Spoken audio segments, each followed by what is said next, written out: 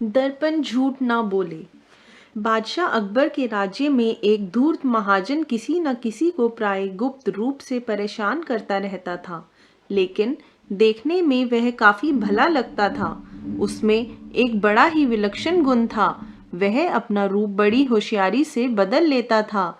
इस कारण उसके परिचित लोग भी दंग रह जाते थे। एक बार उस महाजन ने किसी चित्रकार को अपना एक चित्र बनाने का हुक्म दिया। कुछ दिन बाद चित्रकार महाजन का बढ़िया सा चित्र बनाकर ले आया।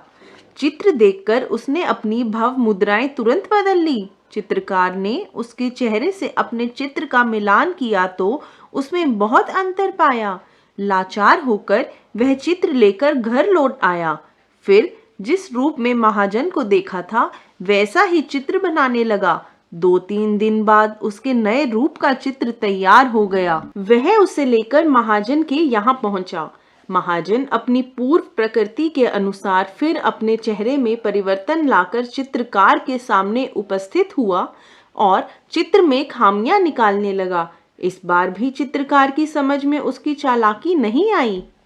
इस तरह कठोर परिश्रम से चित्रकार ने उसकी आकृति के अनुसार एक और चित्र तैयार किया और फिर महाजन के पास गया, लेकिन उस धूर्त महाजन ने चित्र में कई खामियां बताई जो वास्तव में गलत थी। अब चित्रकार की समझ में उसकी जालसाजी आ गई। चित्रकार ने अब अपना पारिश्रमिक मांगा तो महाजन ने चित्रकार को 2-4 खरी खोटी सुनाते हुए कहा, जब तक तुम मेरी असली सूरत का चित्र बनाकर नहीं लाओगे, मैं एक पाई भी नहीं दूंगा। चित्रकार ने सभी चित्र बड़े परिश्रम से बनाए थे। वह दुखी होकर घर वापस आया और सारा हाल अपने मित्रों से कह सुनाया। मित्रों ने उसे बादशाह अकबर के यहाँ फरियाद करने की सलाह दी। वह अपनी फरियाद लेकर बादशाह के पास पहुंचा। बादशाह अकबर ने चित्रकार से सारे चित्र मंगवाए और फिर महाजन को बुलवाया। महाजन आया तो बादशाह ने उसे सच सच बोलने का आदेश दिया। यह सुनकर महाजन बोला, सरकार, मैंने चित्रकार को अपने रूप के मुताबिक ही चित्र बनाने को कहा था, लेकिन इसने जितने चित्र बनाए हैं वे सब मेरे चेहरे से नहीं मिलते हैं।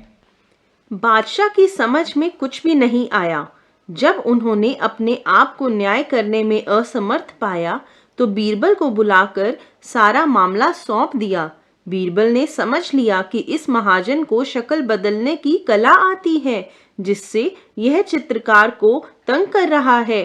इसकी और कई जालसाजियों की खबर भी उनको पहले से ही थी, इसलिए उन्होंने चित्रकार से कहा, देखो, महाजन की शक्ल जैसी हम देख रहे हैं, ठीक ऐसी ही शक्ल का चित्र जब तुम बनाकर हमारे पास लाओगे तो तुमको उसका पुरस्कार दिया जाएगा। यह कहकर उन्होंने दोनों को जाने की आज्ञा दे दी। फिर बादशाह को सारा हाल सुना दिया। बादशाह को बड़ा आश्चर्य हुआ। अभी चित्रकार कुछ ही दूर गया होगा कि बीरबल ने अपने निजी सेवक से भेजकर उसे बुलवा लिया। जब चित्रकार पुनः आया तो बीरबल ने उससे कहा, 2-3 दिन ठहर कर तुम बाजार से एक बड़ा शीशा खरीद लाना, जिसमें वह महाजन अपनी शक्ल अच्छी तरह से देख सके। उस दर्पण को लेकर तुम उसके मकान पर जाना और उससे कहना, आपका असली रूप इस चित्र में प्रकट होगा। वह दर्पण में अपनी शक्ल देखेगा तो जैसी शक्ल होगी वैसा ही रूप उसे दिखाई देगा। इस तरह वह परास्त हो जाएगा। यदि इतना होने पर भी वह बात बढ़ाए और रुपया ना दे तो हमारे पास आना, हम प्रयत्न करके तुम्हें अवश्य ही तुम्हारा पारिश्रमिक दिलवा देंगे। यह परामर्श सुनकर चित्रकार मन ही मन प्रसन्न होकर बीरबल की युक्ति की सराहना करता हुआ घर लौट गया। कुछ दिन बीत जाने के बाद चित्रकार एक बड़ा सा शीशा बाजार से खरीदकर महाजन के पास गया और बोला, लीजिए, आपका सर्वोत्तम चित्र तैयार है। महाजन ने शीशा देखकर कहा, यह तो शीशा है, मुझे चित्र दिखाओ, वह कहाँ है? यही तो आपके रूप का असली चित्र है। चित्रकार ने कहा। महाजन समझ गया कि बीरबल ने चित्रकार को ऐसी युक्ति बताई होगी। उसने सोचा, यदि मैं स्वीकार नहीं करूंगा तो मेरी खैर नहीं है। फिर भयभीत होकर उसने 1000 रुपए उस चित्रकार को दे दिए। रुपए लेकर वह चित्रकार बादशाह के दरबार पहुंचा। बीरबल भी उस समय दरबार में उपस्थित था।